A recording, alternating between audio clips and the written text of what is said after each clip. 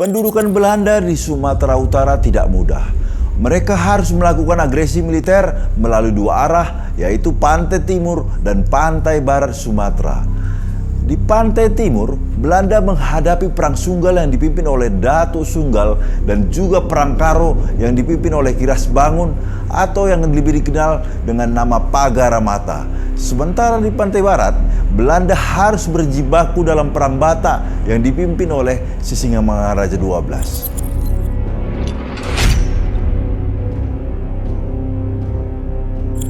Setelah Traktat London tahun 1824, perjanjian yang disepakati antara Belanda dan Inggris adalah tukar-menukar daerah jajahan.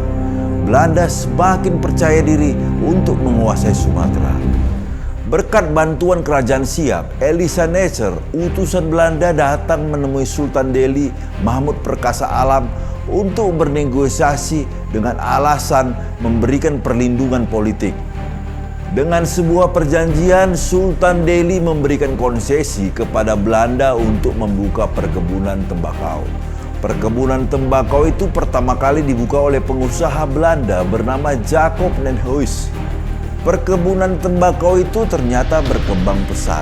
Namun disayangkan, pelan-pelan tanah-tanah ulayar rakyat dengan serakah dicaplok oleh Belanda untuk dijadikan perkebunan tembakau. Belanda beralasan mereka sudah mendapat izin dari Sultan Delhi. Tindakan Belanda inilah yang memicu kemarahan rakyat. Kemarahan inilah yang memicu pula Perang Sunggal.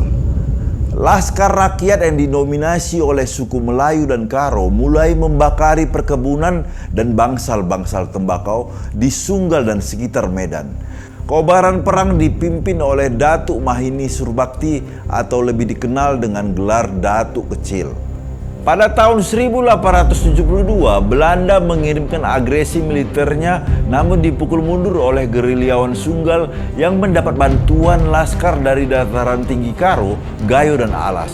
Belanda harus mengirimkan 3 kali agresi militer sampai mereka bisa menangkap Datuk Kecil. Datuk Kecil Surbakti lalu dibuang ke Jawa. Perjuangan dilanjutkan oleh penerus Datuk Sunggal bernama Badiujaman Surbakti. Belanda mengajak Datuk Sunggal Badiujaman Surbakti berdamai. Mereka mengundang sang Datuk ke Batavia untuk menegosiasikan perdamaian dengan Gubernur Jenderal Belanda. Dalam negosiasi itu, Belanda akan memaafkan Badiujaman Surbakti jikalau dia mau bersujud di hadapan Gubernur Jenderal. Penawaran itu tentu saja ditolak mentah-mentah oleh Datuk Badiujaman. Akibatnya Datuk Sunggal ditangkap dan dihukum seumur hidup di Cianjur. Perang Sunggal pun berakhir di tahun 1895. Perang Sunggal terjadi selama 23 tahun dan dipimpin oleh 2 generasi kedatukan Sunggal. Sayangnya tak satu pun dari mereka yang diangkat pemerintah menjadi pahlawan nasional. Politik Belanda dikenal dengan nama Pax Nederlandica, yaitu politik kolonial Belanda untuk menyatukan wilayah Nusantara dengan perjanjian dan invasi militer. Setelah menguasai Delhi dan Medan, maka Belanda beralih untuk menguasai Tanah Karo. Untuk pendudukan Tanah Karo, pemerintah Belanda mendapat sponsor dari jutawan tembakau Delhi bernama J.T. Kramer. Belanda menugaskan Nederlands Geningenootschap NZG mengirim misi penginjilan ke kampung Bulu Hawar Sibolangit. Belanda mencoba melakukan pendekatan dengan cara penginjilan.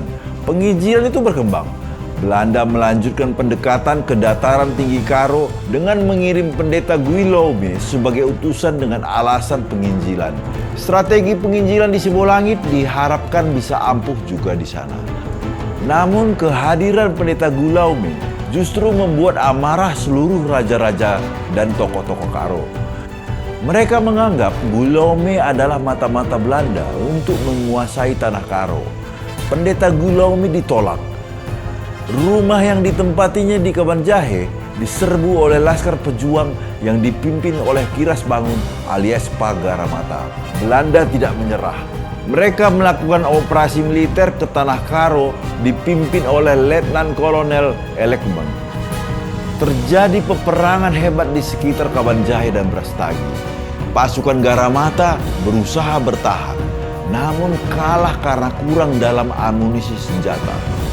Brastagi dan Kaban Jahe sebagai kota utama tidak bisa dipertahankan. Mereka kemudian mengungsi ke Dairi. Utusan Belanda datang menemui Garamata untuk menegosiasikan perdamaian. Belanda akan memaafkan Kiras Bangun atau Garamata dan mengajaknya pulang ke kampungnya Batu Karang dan menjadi rakyat biasa. Namun janji Belanda itu tidak ditepati. Belanda menangkap Kiras Bangun, kemudian mengasingkannya selama 4 tahun di perladangan Riung sekitar 6 km dari Batu Karang.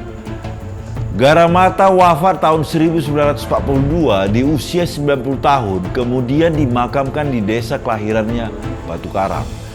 Dia diangkat menjadi pahlawan nasional dengan penetapan SK Presiden nomor 082 TK 2005 bertanggal 7 November 2005. Di pantai barat Sumatera, Tapanuli bagian utara, tepatnya di Silindung, terdengar kabar Singamaraja 12 mengancam akan mengusir bahkan membunuh misionaris Jerman Nommensen dan penginjil lainnya serta juga penduduk yang sudah beragama Kristen.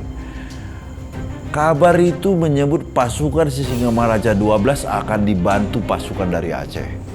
Nommensen segera mengirimkan surat kepada Residen Tapanuli di Sibolga untuk meminta bantuan Belanda. Berita Singamaraja 12 akan mengancam mengusir penginjil dan orang-orang Kristen di Silindung juga masih simpang siur. Beberapa menyebutkan Singamaraja 12 sempat dekat dengan Nommensen. Di sisi lain, pasukan Aceh didatangkan Singamaraja 12 bukan untuk membunuh, tetapi untuk ikut mendamaikan raja-raja Huta di Samosir yang saling bertikai saat itu. Namun ada juga selentingan berita Singamaraja tidak mau pengaruh Jending justru membuat orang-orang Batak meninggalkan agama lamanya. Belanda yang sudah menduduki Minangkabau dan Tapanuli bagian selatan selama 30 tahun cepat memberikan reaksi. Inilah saat yang tepat untuk menguasai tanah Batak. Mereka cepat bergerak ke Silindung. Alasan Belanda adalah ingin melindungi Nommensen dan misi Jending di PA Raja Silindung. Singamaraja sebetulnya tidak menghendaki peperangan terjadi. Dia berusaha mengirimkan surat kepada Residen Boyle di Sibolga agar kedaulatan tanah Batak tidak diganggu.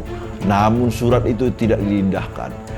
Kehadiran tentara Belanda di PA Raja dan bergerak ke Baal Batu justru memprovokasi Singamaraja 12 untuk mengumumkan pulas atau perang melawan Belanda. Tanggal 16 Februari 1878 dilakukan penyerangan ke pos Belanda di Bahal Batu. Pada tanggal 1 Mei 1878, Bakara sebagai pusat pemerintahan Singamaraja diserang pasukan kolonial. Seluruh Bakara dapat ditaklukkan, namun Singamaraja 12 beserta pengikutnya dapat menyelamatkan diri dan terpaksa mengungsi. Walaupun Bakara telah ditaklukkan, Singamaraja 12 terus melakukan perlawanan secara gerilya. Pada tanggal 17 Juni 1907, perjuangan Singamaraja berakhir dalam perang di Dairi. Pihak Belanda yang dipimpin oleh Kapten Hans Christoffel melakukan penyergapan di pinggir Bukit Aek Sibubulon. Dia tewas bersama putrinya Lopian dan kedua putranya Patuan Nagri dan Patuan Anggi. Dia dikebumikan secara militer oleh Belanda pada tanggal 22 Juni 1907 di Silindung. Makamnya kemudian dipindahkan ke Makam Pahlawan Nasional di Sopa Surung Balige pada tanggal 14 Juni 1953 yang dibangun oleh pemerintah. Singamaraja 12 diangkat menjadi pahlawan nasional dengan penetapan SK Presiden nomor 590 tahun 1961 bertanggal 9 November 1961. Demikian sejarah singkat perjuangan pahlawan Sumatera Utara dalam mempertahankan kedaulatan di negeri ini. Mari kita hargai jasa-jasa para pejuang kita dengan karya terbaik untuk Sumatera Utara. Jangan lupa subscribe channel ini untuk mendapatkan informasi tentang sejarah Medan. Saya Joy Bangun, undur diri.